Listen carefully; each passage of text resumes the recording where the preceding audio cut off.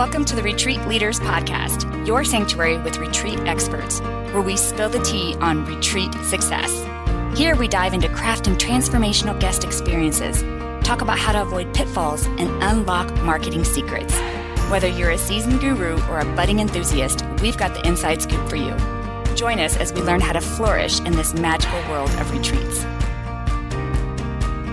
Hey guys, welcome back to the Retreat Leaders Podcast. I'm excited because I have another amazing guest today, and my guest is going to be talking about something that I think 99.999% of the people who are in our space think it's one of the most important aspects of marketing and growing your retreat business. And I would agree with you, although I also think email is important, but we are going to talk about social media. And so welcome, Rob and Nathaniel, to the show. Thank you so much for having me, Shannon. I'm pumped to talk to your audience about social media, and I'm confident that they'll walk away with some value today. That's fantastic. Robin, why don't you just first start off by telling us a little bit about who you are and what brought you to this space that you're in now? Yep. So I started my career off in music. I was a performer as well as an event organizer and a producer. And then in 2010, I had my first child, my son. And when he was born, I was like, I need to get a job. So I switched gears and joined the nonprofit field, and I moved up in nonprofit leadership. And then the pandemic hit. When the pandemic hit, me and my family left our busy life in New York City to move down to the green pastures of the Atlanta area. And I reset and shifted from my career in nonprofit leadership to finally take a hold of my marketing career, which I have a degree in, which I had been doing social media since the days of Myspace and Friendster, and just led me down this path of social media leadership. Now I lead a small team for local government with social media, and I also have an independent boutique agency where we support mission-driven organizations and nonprofit with social media solutions. Oh my goodness. I love so much about this. And I love that you've been in the industry for as long as you have because, and I think it even said it on your website somewhere when I was doing some research, like it's not heard of for someone to be in the social media space for over 20 years. So how have you hung on this long? I have to know. First of all, it's just like interest, right? So me getting into social media early, I got to see the beginning with sites like Friendster and MySpace, even 6 Degrees before that, right? And what I found was the power of being able to communicate with people in another place with the push of a button just blew me away. And I knew that there was going to be something there. So I just had a general interest for it. I think when I started getting into it on an academic level, because I was an adult learner for college and I had to like write papers around social, do research, it just opened my mind on a whole nother level. And I believe that's what separates me from other people in the industry. And if people read my book, they'll see some of my philosophies kind of butt heads with what the quote unquote gurus are saying in the space. I have some conflicting messages and we'll talk more about it. But generally, it's just the love for being able to impact people all over the world. Okay, well, I'm glad that you are here and I'm glad that you're in the space and that you've been in the space for this long. I have been a user since the MySpace days. I did start in marketing when Facebook first became kind of like, to me, it seemed like the very first real engine of social media marketing. This is well over 10 years ago. And so I've been marketing in the social media space since then. However, it has been hard as hell for me to keep up. I'll just be honest with you. The algorithms change, the expectations change, the rules change, what works changes, new platforms on the horizon. You know, you know what I'm saying? Like there's so many moving parts now compared to when I used to just spend $100 on Facebook and get a really good return. And so keeping up has got to be something, I don't know, that's its own beast. It really is. And one thing that I mentioned early on in my book is that I work in this space, right? Like literally I wake up in the morning at 5 a.m. and I'm all social media until I lay down, right? And I can't keep up. So don't feel bad. Just know that it moves so fast, and especially with the rise of AI, it's just increasing the pace of the growth and the platform changes. So that's why in my teaching and in my philosophy, I focus on a concept that I call algorithm proof content instead of people becoming, essentially slaves to what the platforms are doing or liking, just focusing on human connection through their content and creating strong, intentional relationships with their audience. Okay, now you're speaking my language. So let's dig into it. Let's talk about some strategies. Did you want to start there with this algorithm proof concept, or talk to me? What do you want to start with? Yeah, we can start with algorithm proof content. So, one thing that I've found in all of my years in social is that folks are glued to what the next big thing is. For example, years ago when Snapchat first came out, people were hyped about Snapchat, and then Instagram totally stole their model, which they often do, right?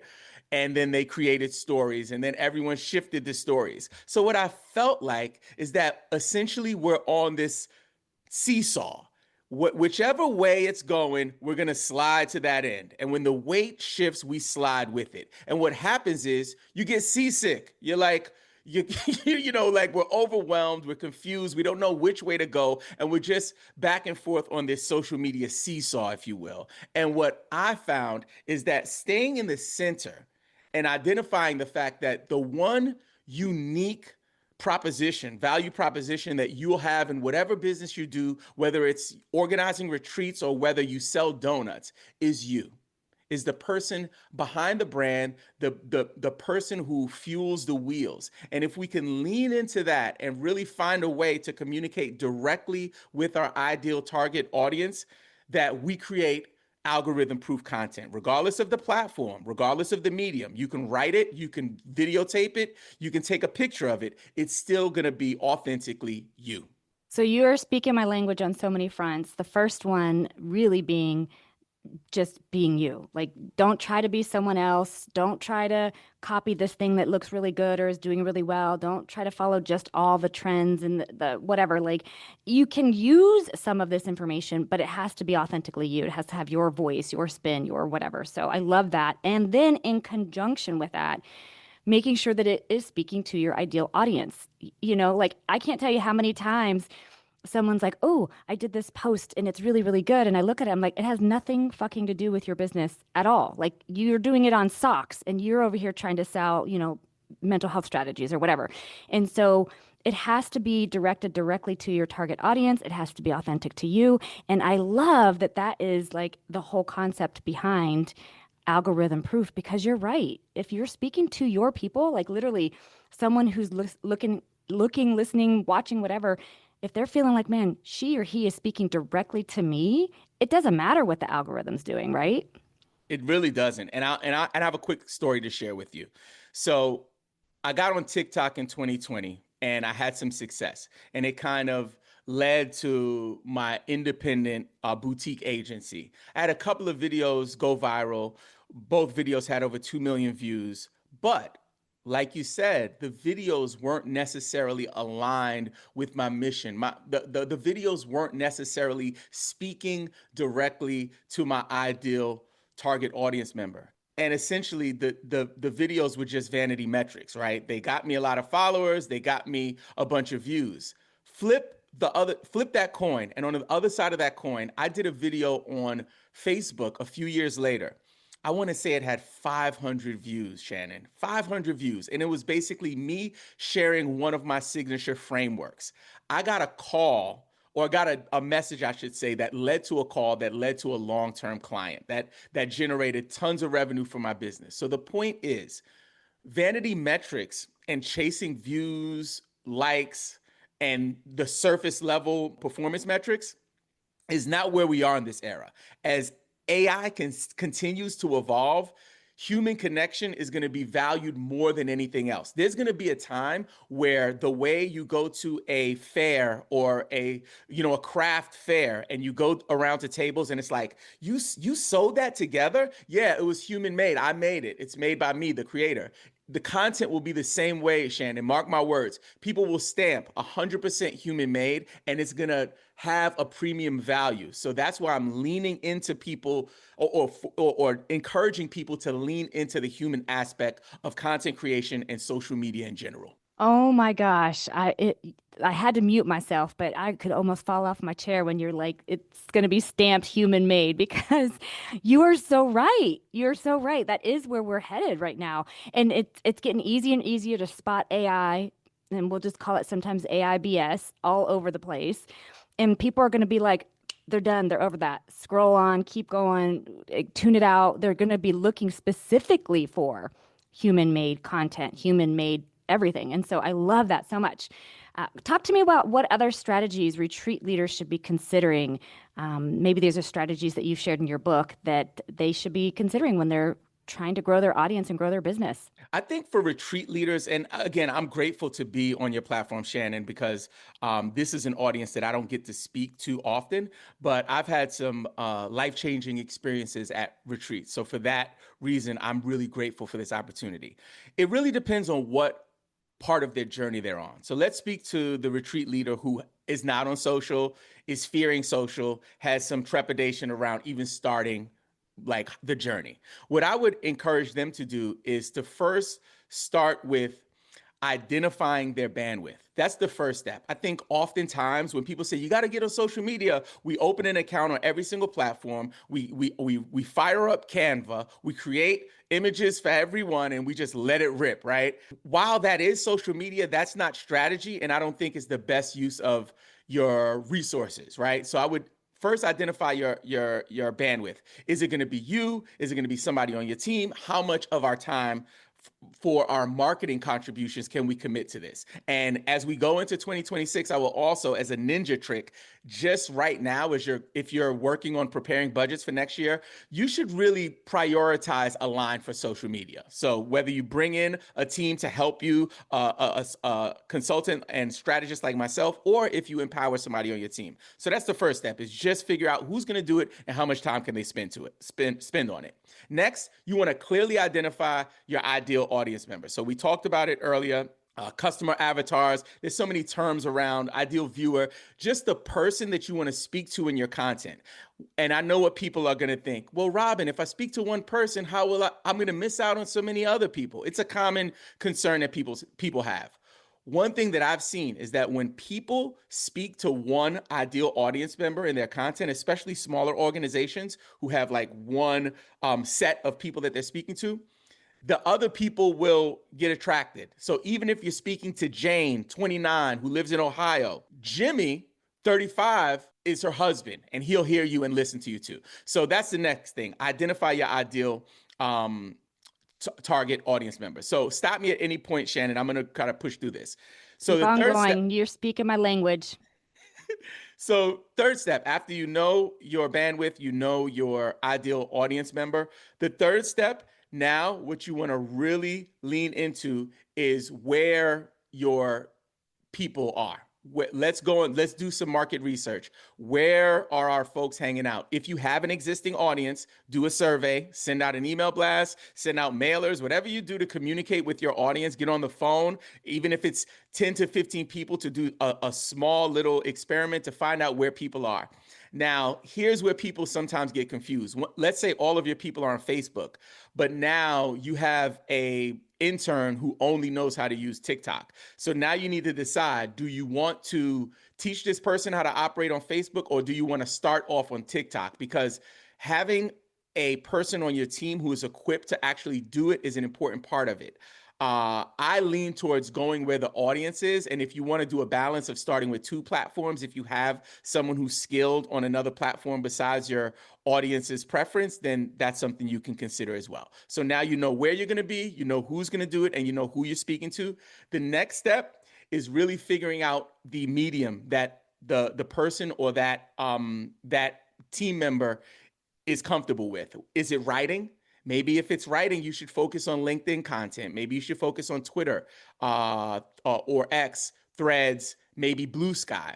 If it's video, maybe you have a founder that's extremely comfortable on camera, like Shannon here. Maybe you shoot a long form podcast episode and then cut up the clips and create video content. Maybe you have a skillful photographer on your team or a graphic designer that you can maybe use that content on a platform like Instagram or even X, Twitter, or LinkedIn. So identify where your strengths are and then decide on the medium. And another ninja trick, do not sign up, do not get active on every single platform. Just pick one. Just start with one, because what happens is people get burnt out. They're trying to use social media management tools. If you want to reserve your handles on all of the platforms, that's okay. Put a profile picture, put a bio, and put your flag in the ground. But pour your energy into the platform where your team member who's or leading this charge is comfortable and you have skills in that medium. And then the last step, let it rip. Double down and triple down when things work well. If you have a photo post that goes off, lean into that. If you have a video post that does well, lean into that. But continue to experiment and just continue to contribute the energy, time, and space into this opportunity. Hey, retreat leaders, pause that retreat planning for just a second, because I've got something you do not want to miss. I'm headed to London this October to host a live event that's all about teaching you how to host a retreat that's not just transformational, but actually profitable. Imagine sipping tea or champagne with other like-minded leaders while mapping out your next sold-out retreat. It's happening at the gorgeous Waldorf Hilton in London. I'm spilling all the secrets, from pricing to planning, marketing to mindset, and you'll walk away with a strategy you can actually use. No fluff, no BS, just results. So head to retreatmastermindtraining.com and come join me across the pond. Okay, I love unpacking all of this. This is such good stuff. A couple of things that I heard, especially when you talk about like your bandwidth, like how much, time and energy are you able to dedicate to this? Because there's so, like you said, there's so many people out there, like you have to post 10 times a day. You have to post 20 stories. There's just all of this stuff. And you could should yourself to death in this realm, right? In the social media realm, you could should yourself to death. But it really comes down to what's the bandwidth that you are going to deliver high quality, targeted, unique, authentic information. And if that's once a week and it's good shit, okay, go after it. Just really understanding what your bandwidth is. On the flip side, I do love the fact of having some sort of consistency, and only because the social media platforms love some sort of consistency. They do like consistency. The algorithms may change, but they really, no matter what, I think all of the algorithms are always going to like some sort of consistency. So consider that when you're thinking about your bandwidth. And I do think, Robin, people just need to hire it out if they don't have it. If you don't have the bandwidth, you've got to hire it out. If you think you can not have social media and grow your business in today's world, man, I don't want to tell you can't, but holy shitballs, you're making it so much harder for yourself unless you already have some sort of giant following from way back when. Social media has got to be part of your marketing. It just does. So whether it's you or hiring it out or whatever. I also love what you said about whoever's doing it, where's their strength, right? Is it written? Is it video? Is it pictures? Is it graphic design? I love that so much. You don't have to do all the things, right? It could just be where's the strength. The only key thing that I would say that I really focus on is if you're going to pick a platform, pick the one where your audience is. You know what I mean? Like most of my audience is in Facebook. They just are, like for my retreats, not necessarily for the Retreat Leaders podcast, believe it or not. A lot of them are on Instagram, TikTok, and Facebook. But if I had to pick out of all of them, it'd probably be more Instagram. But my retreat guests who attend my retreats, they're on Facebook, right? Mm-hmm. And so where are your people? And man, all you have to do is a quick ChatGPT or Google search and say, here's my target audience, and describe that one person to the T.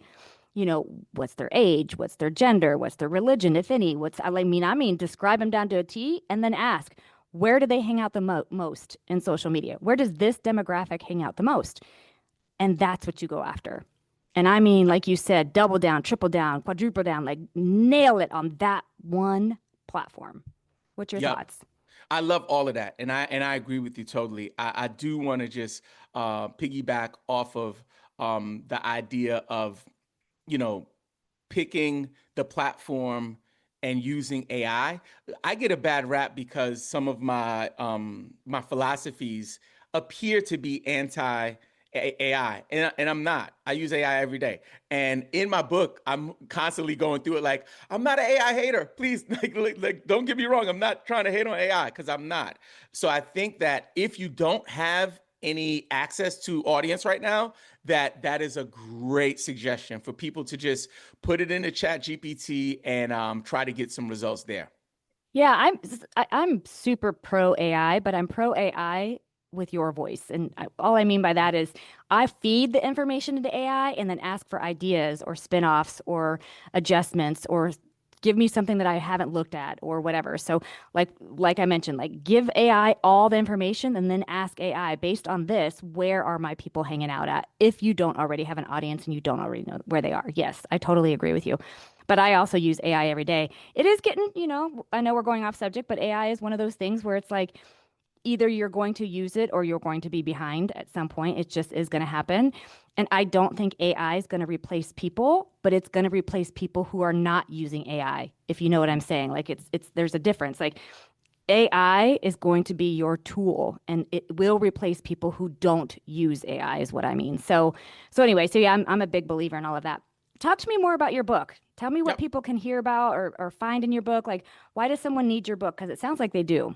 Yes. So I gave a TEDx talk back in 2024. And when I got off of the stage, I knew that I wanted to write a book. I just didn't know what the book would be. And then some things happened. I had some personal issues come up, and it kind of went on the back burner, Shannon. And I was like, I guess I'll just do it when I do it.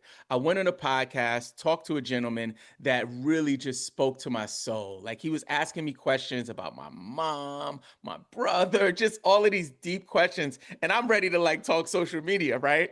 And like literally was bringing a tear to my eye in this interview. And when I left the interview, I said, I have to finish the book.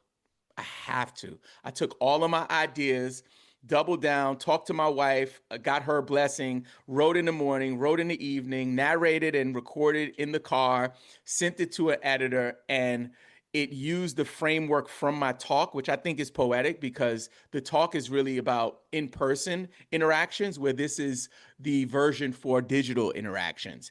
And really it's built on my sync framework. And what sync is basically a framework that we can use to build intentional human connections online. So S is for simple. Oftentimes online, people want to be the smartest person in the chat room, right? Like, oh, the dexterity of the physicality of like, dude, like just tell me it's rough around the edges, right? And simple is really that that that concept of boiling something down to make it super easy for people to receive and consume. Why is for yield to your intentions. It's all about being intentional before you start writing, before you start taking pictures, before you start filming a video, thinking about what do I want, how do I want people to feel, and what kind of action do I want people to take. And if you really want to be an overachiever, how can I do it in a positive light, right? Like what kind of positive impact can I have on folks? N is for natural.